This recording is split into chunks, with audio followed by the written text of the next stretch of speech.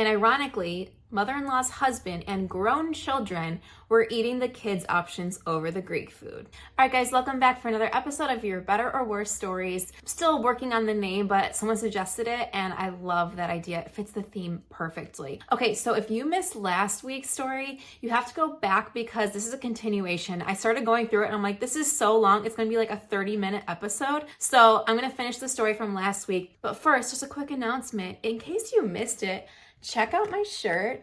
I know it's reversed, but it says in my Sloan era.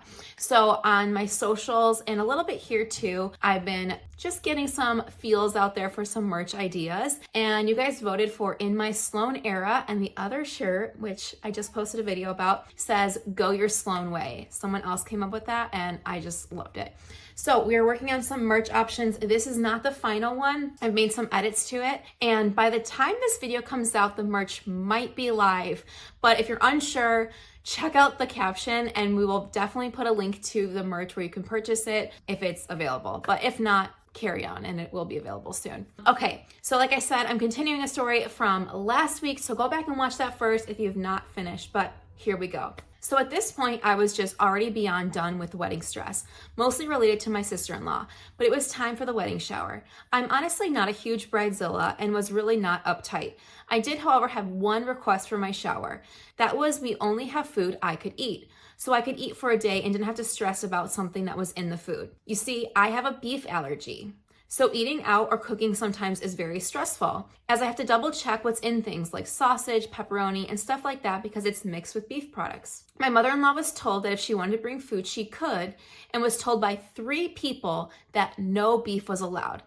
Honestly, I don't see this as a bridezilla thing at all. Like, this is a beef allergy and it's for the bride. It's a party for the bride. So this should be completely normal. And like, it'd be the same if she had a peanut allergy, an egg allergy, anything. Like, we should make sure the food is catered to the bride's liking, right? Come the day of my shower, she brings a dish that has nothing but beef. What? And sets it out on the table. Luckily, I didn't eat it. When I brought it up to her, she made claims that she brought a chicken option, but she left it in the car.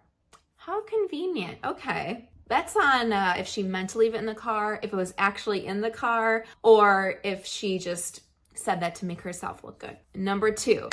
So my mother-in-law had one job the whole wedding, the rehearsal dinner, which is a big job, you know, give her the benefit of the doubt there. But as the way things are going and sounding in this story, I'm guessing it's not gonna go great. She begged to do it. Okay, so she wanted to do it. I said sure, except whenever I asked her about it, she said she had no plans.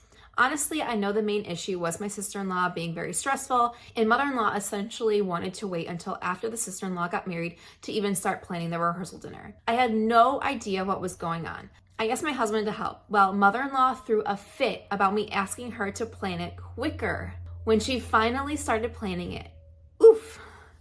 It says oof. Apparently, she wanted to tour the spot in person with my husband. But the only day she was available to do that was the day of my bridal shower. See how things aren't working out here? I figured fine. I'd get ready and he and I would still have time to get together alone beforehand. Except then my mother-in-law proceeded to hang out at the house for hours before leaving to run an errand to get the clay. She's a pottery maker.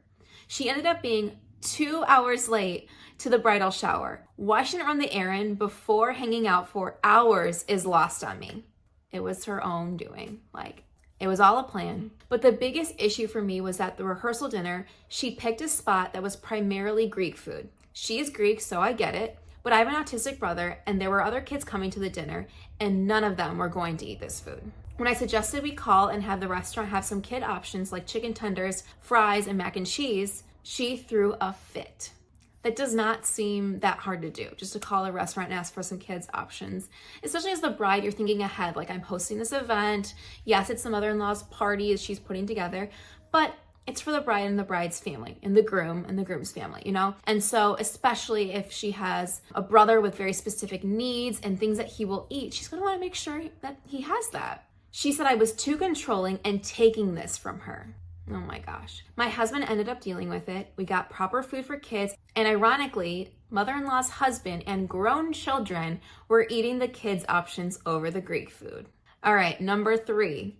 Lastly, my brother-in-law. My husband was the best man for his brother, so naturally he asked his brother to be his. But brother-in-law basically did nothing. We asked him to order a tux, and despite asking repeatedly, he waited until the last possible moment to order it. Fine, but it was stressful for my husband. That is really stressful when you're constantly having to remind them and wait for it to happen. Then came the issue with the bachelor party. This was the only responsibility for my brother-in-law. My husband made it super easy, sending all the contact information for his friends, told him all the kinds of things he wanted to do and thought we could do with it being 2020. We heard nothing for 4 months. Brother-in-law never answered questions about it. My husband finally asked his friends one day if his brother had been planning with them. They all said no. Oh gosh. My husband actually cried that night, and he never cries. We honestly were compromising and making everything as safe and convenient as possible for everyone, and my husband really didn't understand why his brother would do this. So I ended up getting his friends, we were all mutual, so I had their numbers, in a group, and basically started a group chat and told them brother-in-law was not planning anything and wasn't planning on it. I asked them if they could literally do anything. I even offered to help financially if needed. Honestly, these friends were amazing and they organized the whole weekend for him. Brother-in-law showed up for maybe 4 hours during the long weekend trip. Barely said anything to anyone. Husband was a bit upset at him, but he had so much fun regardless. Wife for the win here. I mean, like, sometimes you hate stepping on toes and getting things rolling, but he probably would not have had a bachelor party if nothing happened. So I guess she kind of had to do it at this point. So props to you for that. All right, we got a number 4. At the wedding, it was time for speeches. I'm not sure if brother-in-law wrote anything ahead of time, but his whole best man speech was a story about how my husband was copying his life. No, that's like a number 1. Don't do that. This is not a time to make fun of people, put them down, or make them feel bad. Like, let's lift them up on their day. Growing up, okay, this part is in quotes from the speech. Growing up, he has always been following me. I went to blank college and he went to the same college. I majored in electrical engineering and so did he. I bought a Jeep and so did he. I got married and now he is. If I were the wife sitting there, I would just be like, can you stop? This is too much. I look forward to seeing you catch up to me and start having kids, probably 2 just like me. So he's making the speech about himself. To say the faces of our guests listening to this was quite literally the WTF emoji face. Luckily, after brother-in-law's speech, we invited others to say stuff they wanted, and my husband's friends got up and did an amazing job. The kind you would expect from a best man. I can say ultimately that we had an amazing wedding, all things considered. We honestly wouldn't change a whole lot. Husband says maybe he would have chosen a different best man. Yeah, I could see that. And everyone talks about how amazing it was 4 years later. But I think a lot of the damage was done during the process. Some repairs have happened, but ultimately some things have gotten worse, especially when we had our first child. Oh, I can only imagine how things have progressed then. Sometimes with bringing children in, things get more tense, especially if the wedding planning process was that bad. Yeah, I bet you've got lots of stories. All in all, I love my husband, but his family really is something. Okay, that is a crazy story. Like I said, if you missed the last one, go back and watch it because there's a lot. And it's like, she's not just dealing with one member of the family. It sounds like the whole family either has something against this brother, or there's jealousy, or some kind of angst or something. So props to them for dealing with it so well, because not everyone can do that. That's very challenging to go through a wedding planning process and then also deal with the stress and hurtful words, negligence of other people. So props to them, and I'm really glad you guys still had a wonderful wedding day. All right, guys, that's all I have for this week. Again, check out if the merch is on sale. Hopefully by the time you see this video, it will be up last week, but we're still playing around with some ideas. Check out my socials to get some more insider scoop to what we are working on. I'm very excited for things to come. Thanks for watching, and I will see you guys next week. Bye.